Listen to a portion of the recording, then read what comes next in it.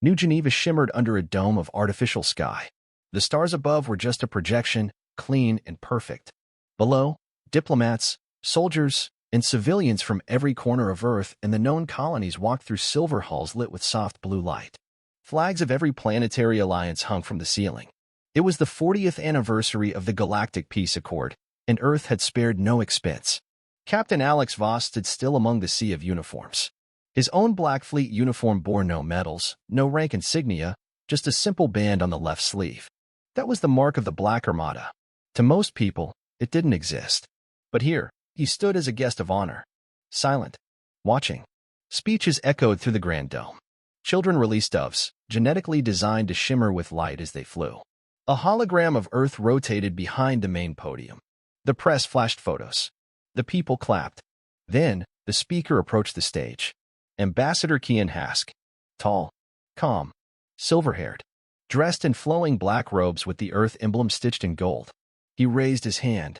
The crowd quieted immediately. My friends, Hask said with a practiced, smooth voice, we stand today not just as one world, but as one people. The peace accord did more than end a war. It gave us a future. The crowd clapped again. But peace, he continued, is not a gift. It is not a handout. It is a choice. A responsibility. It must be defended. Alex Voss listened carefully. Every word was measured. Hask wasn't just delivering a speech. He was shaping belief. Earth stands as a pillar of stability in a chaotic galaxy.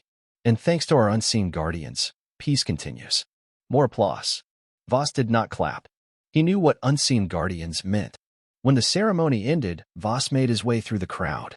He nodded politely to other officers, shook a few hands, and smiled when expected. But his mind was already elsewhere, on the dark side of the solar system, where his ship waited in silence. Hours later, he stood on a transport shuttle, flying past Neptune's orbit. Alone in the small cabin, he stared through the window. Stars flickered like silent warnings. Out here, the celebrations felt far away. Unreal. He reached into his coat and pulled out a small data cube. The light on its surface blinked red. A message had arrived. He tapped the cube, and a hologram flared to life. It was a secure message, heavily encrypted. Only a Black Armada captain could open it. Captain Voss, said a calm female voice. New directive received. Immediate deployment to Sector K. 9. Classified mission parameters. Coordinates attached. Report to ship for full debrief. Voss frowned. No context. No threat assessment. No reason. Just orders. His ship, the Obsidian Lance, orbited the edge of known space. Cloaked. Quiet. Invisible to satellites and sensors. It was one of Earth's deadliest creations, never acknowledged in any official documents. Soon, it would move again. As the shuttle docked with the hidden fleet carrier, Voss stood and picked up his duffel bag. His footsteps echoed on the metal floor as he walked toward the docking hatch. There were no cheering crowds here. No music. No speeches. Only silence. As the hatch opened and the cold corridor of the Obsidian Lance came into view, Voss stepped aboard without a word. His ship greeted him with low, blue lighting and the faint hum of dormant systems. He paused once, looking back at the stars. Something felt wrong. But orders were orders. And Earth had just declared peace. Captain Alex Voss walked down the central corridor of the Obsidian Lance. The lights flickered on as he passed, casting a pale glow on the black steel walls. Everything felt colder than usual. Quiet. Tense. The crew stood at attention as he reached the bridge. Each one of them trained, sharp, and hand-picked for the Black Armada. They didn't speak unless needed. In this ship, silence was protocol. Status, Voss said, stepping into the captain's seat. Commander Thorne, his second-in-command, responded. Systems are green. Weapons are cold. Engines standing by for jump. Awaiting your commands, sir. Voss nodded. Plot course to Sector K. 9. Stealth mode. Minimum energy signature. Yes, Captain. The bridge came to life. Holographic maps lit the air, showing the edge of the solar system and beyond. Sector K-9 was a remote part of the Velar Reach, a space no one talked about, just black coordinates in government files. Voss tapped a control panel. The mission briefing loaded, glowing dimly before him.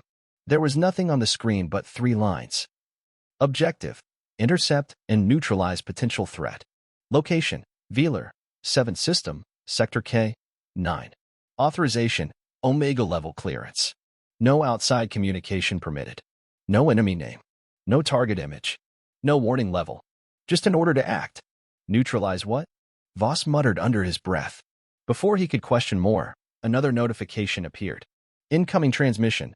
Eyes only. High encryption. Voss stood and entered the secure chamber behind the bridge. The doors sealed shut with a hiss. The walls lit with protective static. No recordings allowed here. Not even the ship could listen. The hologram of Ambassador Kian Hask appeared in front of him. He looked calm, confident, as always. Captain Voss, Hask said. Good. You've received the directive. Voss crossed his arms. Yes, sir. But it's incomplete. No details.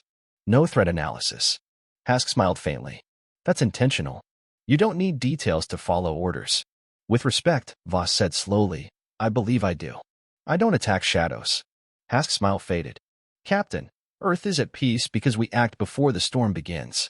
Velar, 7 is a small colony, one that's beginning to shift. New technologies, strange movements, unapproved growth. We've seen this pattern before. You remember Mars Delta. Voss remembered. Mars Delta had been wiped out by a preemptive strike. Later, it was revealed the colony had never posed a threat. The truth was buried, of course. There are lives there, Voss said. There are lives on Earth too, Hask replied. Your job is to protect them. Voss didn't answer. Hask continued. You are not a politician. You are a shield. The colony is small, unarmed. There will be no resistance. Quick, clean, silent. A message not to the colony, but to the council. That Earth still leads. The hologram flickered. Complete your mission. No questions. No delays. Earth thanks you. The transmission ended. The room dimmed. Voss stood there for a long time, staring at the now dark air. He felt a tightness in his chest. Something didn't add up. Velar, 7 was peaceful, unknown, and ignored until now. Why strike? He returned to the bridge. ETA? He asked. 2 hours until we reach jump point, Thorne said. Velar, 7 system is unguarded. No known patrols in the area. Voss nodded. Keep comms dark. No transmissions. Full stealth. The crew obeyed without question. But Voss saw the way they looked at each other. They were trained killers, but they weren't blind. They felt the weight of silence, too. He walked to the observation deck later, alone. Through the window, the stars stretched forever. Silent, beautiful, and indifferent. He remembered when he first joined the fleet. He believed Earth fought for peace, for stability, for safety. But now, peace seemed more like control. Instability more like fear. He placed his hand on the glass. Somewhere far ahead, innocent lives might be waiting, unaware that Earth's guardians were on their way. He closed his eyes. Orders were orders. But this time, they didn't feel right. The obsidian lance emerged from slip space without a sound. Cloaked in darkness, it drifted like a shadow through the outer edges of the Velar 7 system. No alarms, no alerts, just empty space and distant starlight. Captain Alex Voss stood at the center of the bridge. His eyes locked on the large tactical display floating before him. The crew worked in silence, scanning the region for signs of military activity. There was none. Visual contact with the colony, said Commander Thorne, her voice low and calm. The hologram zoomed in. The image of Velar 7 slowly sharpened. It was a small, Earth-like planet with green land masses and wide oceans. Orbiting above it were a few transport satellites, nothing advanced. No defense grid, no fleet, no threat. The scanners focused on the surface. Clusters of buildings spread across the valleys and hills, simple homes, open fields, wind turbines, and solar towers. It was not a military outpost. It was a farming colony. There's no sign of weapons, said Lieutenant Marin at the scan station. No troop movement. No fortified structures. Civilians, Thorne added, glancing at Voss. Families. Mostly agrarian. Peaceful. Voss stared at the screen. He watched a small group of alien children running through a golden field. Their skin shimmered faintly in the sun, their movements light and joyful. Beside them, adults worked on irrigation systems. Others carried food baskets to a central hub. They don't even know we're here, Voss said quietly. No, sir, said Marin. We're completely invisible. We could strike now, and they'd never see it coming. Voss clenched his jaw. The image of Ambassador Hask's cold face echoed in his mind. Quick, clean, silent. He looked away from the screen. Deploy stealth drones. Full orbit. Monitor everything, movement, transmissions, energy output. If anything changes, I want to know. Aye, sir.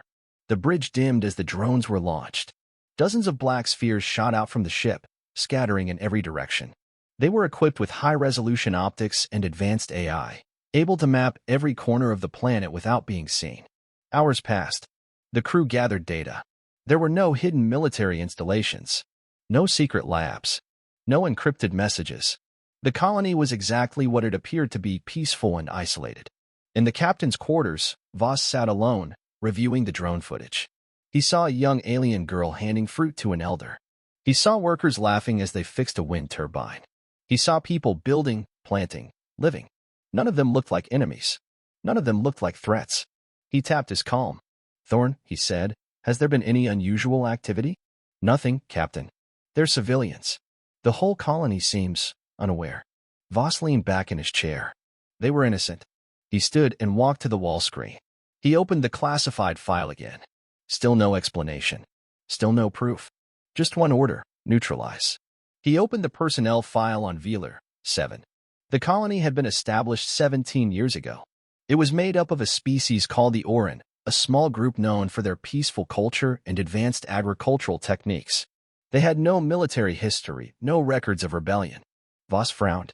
Why would Earth target them? Unless it wasn't about defense. It was about control. Later that night, he walked the ship's dark halls. A few officers passed him and nodded, but no one spoke. Even in silence, he could feel their unease. On the lower decks, he found himself in the crew galley. A few off-duty officers sat quietly, watching the drone feed on the wall. One showed a mother singing to her child under the stars. Another showed a wedding ceremony beside a lake. They looked up at him, unsure of what to say. "You're watching them too?" Voss asked. "Yes, sir," one replied. "Feels wrong, doesn't it?" Voss didn't answer. He just stared at the screen. When he returned to the bridge, he gave a single command. "Hold position. No action until further notice." Thorn turned to him. "Captain, we have our orders." "I know," Voss said. "But something's not right. We're going to find out what." He walked back to his quarters and opened a secure channel. One that didn't go through Earth's network. He typed a name into the encryption field, Admiral Rina. She was retired, off the grid, but she owed him a favor. He sent the message. "Need to talk. Confidential. About Velar 7. Urgent." Then he waited. Below, the colony kept living. Children laughed. Elders danced. Workers sang in fields lit by morning light. And above them, death waited in silence. The reply came 6 hours later. Captain Alex Voss was in his quarters when the secure alert blinked red on his console. He closed the shades, sealed the door, and activated the scrambled comms array. A soft static buzz filled the room before the encrypted message opened. A woman's tired face appeared, older, weathered, but sharp as ever. Admiral Alira Rena, long retired, once a leader in the peace wars. Voss had served under her years ago. She was one of the few people he still trusted. "Alex," she said quietly, without preamble. "Why are you asking about Velar 7? Voss leaned forward. "I've been sent here with orders to wipe it out. No justification. No details. Just a command to neutralize. The colony is peaceful, agricultural, unarmed." Rena sighed. She rubbed her eyes, then looked at him through the screen. "They're still doing it." Voss froze. "Doing what?" "Eliminations," she said. "Silent strikes. Earth's been using the Black Armada to remove any group they think could challenge them. Doesn't matter if there's actual danger. Just potential. It's not about defense anymore. It's about control." Voss's jaw clenched. "So Velar 7 is innocent?" "They're farmers," Rena said. "Smart, yes. Technologically growing. But not aggressive. Not organized militarily. Just free thinkers. Earth doesn't want independent systems that can inspire others. You know the Council's balance is fragile. They're covering it up with speeches about peace," Voss muttered. Rena nodded. "Of course. Earth plays the hero, but behind the scenes, they're eliminating resistance before it even forms. You're not the first to question orders. But most stay silent. Or disappear." The screen flickered. "This call never happened," she said. "Be careful, Captain." The signal cut. Voss sat in the silence of his quarters, the low hum of the ship filling the space. He stared at the dark screen. He had his answer. The question now was, well, what do you do with it? On the bridge, Voss stepped into the center, his presence immediately catching every officer's attention. "Open secure briefing," he said. "Senior crew only." Minutes later, the command staff gathered in the strategy room. The walls glowed with soft blue light. A map of Velar, 7 hovered in the center. I know many of you have questions, Voss began, his voice steady. You've seen the colony. You've seen the people. You feel what I feel, something is wrong. He tapped the console. Rena's transmission, now decrypted, played for the room. Officers leaned in, listening silently as she revealed the truth. When the message ended, no one spoke for a moment. Then Commander Thorne asked, Are we confirming then? This mission is a cover for a political strike. Yes, Voss said. The colony isn't a threat. The only danger is what they might become someday. And our orders? Another officer asked. They haven't changed, Voss replied. But we're not following them. A pause. Then Thorne said, I stand with you, Captain. Others nodded. A few looked uneasy, but no one objected. Then here's what we're going to do, Voss said. We dig deeper. I want every secure file on this colony, every satellite transmission, every hidden document Earth tried to erase. We find proof. And when we have it, we expose it. Hours passed. The crew worked in silence, searching old channels, backdoor files, classified logs. Finally, they uncovered a document marked Council Briefing, not for distribution. It outlined a future campaign. Phase 1. Eliminate Velar, 7 quietly. Phase 2. Blame the attack on the Nreth Confederacy, a rising alien power. Phase 3. Launch a defensive war. Secure trade routes. Expand Earth's influence. Voss stared at the file in disbelief. It was a false flag operation. Earth wanted a war, and they were using him to start it. This changes everything, Thorne said, her face pale. Yes, Voss said. Now we have the truth. It's time the rest of the galaxy sees it too. He began preparing the data package. He encrypted the files, wrapped them in a truth seal protocol, and aimed them at neutral communication relays throughout the outer systems, news networks, planetary councils, free satellites. Launch the data burst, he ordered. A moment later, the files were gone, traveling faster than light, impossible to recall. Later that night, Voss stood in the observation bay alone. Below him, Velar, 7 spun peacefully, unaware of the storm above. They would never know how close they came to death. But soon, Earth would know. The Council would know. He had made his choice. There was no going back. The message had been sent. The truth was no longer hidden. Captain Alex Voss stood on the bridge of the Obsidian Lance, watching the stars. He felt the weight of what he'd done press against his chest. There would be no forgiveness from Earth's command. No return to duty. He was no longer a soldier in their eyes. He was a traitor. Captain, Commander Thorne said from her station, We've picked up encrypted chatter. Multiple fleet signals. They're coming from the outer belt. Voss moved to her side. The readings were clear. 5 warships, all black Armada vessels, cloaked and moving fast. They found us, he said. Orders, sir. Voss didn't hesitate. Activate full stealth. Power down weapons, keep shields low. Let them come in close. But if they open fire... They will, he said, voice calm. Prepare countermeasures. Quietly. The bridge dimmed. Crew members moved quickly, without panic. They had trained for this. Silent warfare, close-range combat, fast decisions in the blackness of space. The Obsidian Lance floated like a ghost, engines cold, cloaked in a silence deeper than death.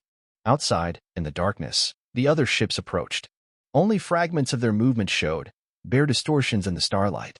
Then a voice cracked through the encrypted comms. This is Commander Nyril of the Ash Blade, acting under orders from High Command. Captain Voss, you are under arrest for breach of planetary security and treason. Power down your ship immediately and surrender. Voss responded, his voice steady. Negative, Ash Blade. I've exposed illegal orders and protected innocent lives. If that makes me a traitor, then so be it. There was a pause. Then you leave us no choice. The ambush began. 2 ships decloaked behind them. Beams of energy lanced out. One struck the Lance's port side, cutting into outer plating. Sparks flew. The ship rocked hard. Lights dimmed, then stabilized. Damage to outer hull. Shields holding. Returning fire, Thorne called out. Engage, Voss ordered. The stealth systems dropped, and the Obsidian Lance came alive. Its rail cannons fired in silent flashes, targeting the lead attacker. One enemy ship exploded into fragments. Another spun away, disabled. Launch the swarm, Voss said. Drone pods opened along the hull. Dozens of autonomous units zipped through space, jamming enemy sensors, hacking comms, disabling weapons. One enemy frigate began drifting helplessly, blind and deaf. Inside the ship, the crew worked in perfect sync. Every move precise, every system flowing with purpose. They weren't just fighting. They were surviving. But the enemy wasn't finished. The ash blade fired again. This time, the hit slammed into the Lance's power core chamber. Emergency lights flared red. Core containment stable, but we've lost secondary systems, Thorn shouted. Redirect auxiliary power. Keep us online, Voss commanded. We don't fall today. One final ship remained, circling like a predator. But Voss had seen its pattern. He waited, then ordered a burst of fire from the stern guns. The enemy ship took a direct hit and vanished in a fireball. The silence returned. The battle was over. On the bridge, smoke filled the air. The lights flickered. Officers were bruised and bleeding. Systems blinked with warnings. But the obsidian lance was still flying. We've done it, Thorn said, breathless. No, Voss said. We've survived. That's not the same. He turned to the helm officer. Status on Velar, 7? They're evacuating the exposed colonies, the officer replied. They received our warning. Locals are spreading underground. No military response from their side. Good, Voss thought. They still had time. But the message he sent earlier, Earth would respond. Not with words. With more ships. More lies. We need to disappear, Voss said. They'll hunt us now. Not just Earth's fleet. The Council too, if they believe what Earth tells them. Thorn looked at him. Where do we go? Voss thought for a long moment, then answered, into the dark. The further we run, the longer we have to tell the truth. The longer that colony has to live. He looked once more at the stars.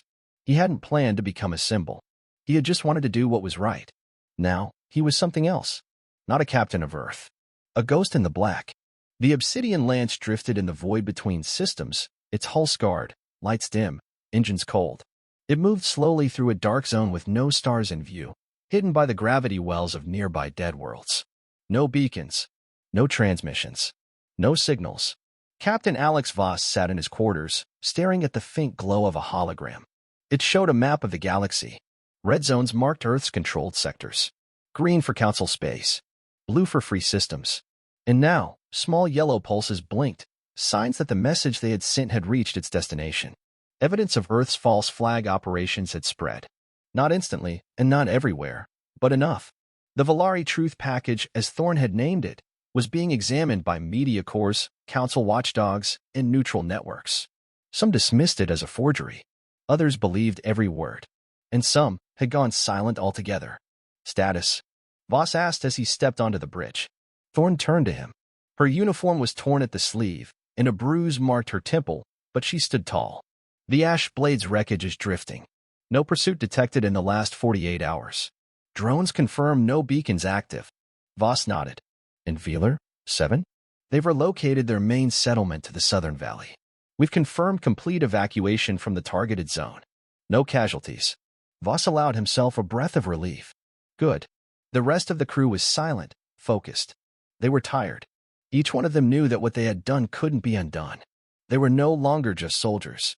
They were fugitives marked by their own homeworld. An alert blinked on the command console. Priority transmission, Marin said. Not from Earth. From an independent relay station. Put it through. A voice echoed across the bridge, female, calm, recorded. This is Council Station 47. We acknowledge receipt of the Valari files. Earth Command has denied all claims. But we are opening an investigation. The station will remain neutral. All evidence is being stored and reviewed. It wasn't justice. Not yet. But it was a start. Voss leaned against the edge of the console. He knew what came next. Earth would rewrite the story, call him a traitor, claim Velar, 7 was an enemy base. But the truth was out there now. Others would see it. Others would ask questions. And he wasn't done. Prepare the ship for deep space mode, he said. Power conservation, long-range jump planning, and autonomous drone scouting. We're going dark again. Destination? Thorn asked. Nowhere specific, Voss replied.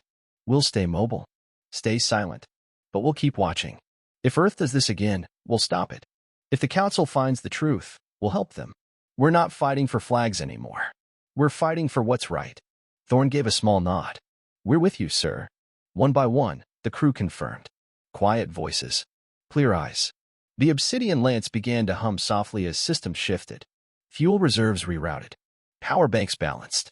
Long-range stealth drives warned. Before he left the bridge, Voss tapped into the secure broadcast terminal, an ancient tech buried deep in the ship's core. A tool meant for emergencies. It used a quantum burst, untraceable, impossible to block. He recorded one short message. To any who receive this, know that Earth's peace is not what it seems. Innocent lives were nearly destroyed to maintain power. We stopped one mission, but others may follow. We are still out here, watching, waiting. Captain Alex Voss. He sent the signal across open space. No address, no recipient, just a voice drifting through the galaxy. Outside, the obsidian lance turned toward the dark. Engines lit with quiet fire. And then, it was gone, vanished into the silence.